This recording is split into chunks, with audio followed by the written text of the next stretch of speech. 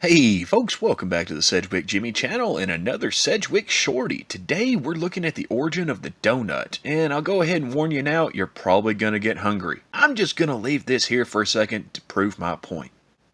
See? Now you want one. But where did these deliciously fattening heavenly creations come from? Well, that's what we're here to talk about, so let's just get into it. How old is fried dough? Well, about as old as frying anything. We know that the ancient Greeks and Romans had a form of fried dough, so did the Hebrews and the Arabs, but our modern donut comes from the European variety, more specifically the Dutch variety. Oliebol, or oliebol.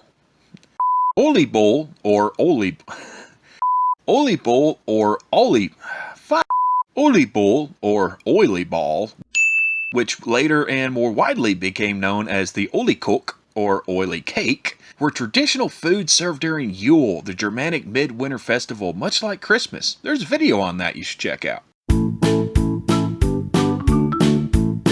It was primarily in the Netherlands that oliekoeken, which, yes, does in fact sound like an attack from Street Fighter, were made, and they brought the tradition over with them to New Amsterdam. Donuts were first mentioned in an 1808 short story, but Washington Irving's A History of New York from the beginning of the world to the end of the Dutch dynasty, yeah, it's a long one, mentions the word in a much more well-known capacity. So why call them donuts? Well, they were small, closer to the modern donut hole, so they were just little donuts. Oh, and eventually the word was shortened to simply donuts, supposedly done by the Display Donut Machine Corporation in an attempt to make it easier for foreign language speakers to pronounce it, and of course to sell more donut making machines.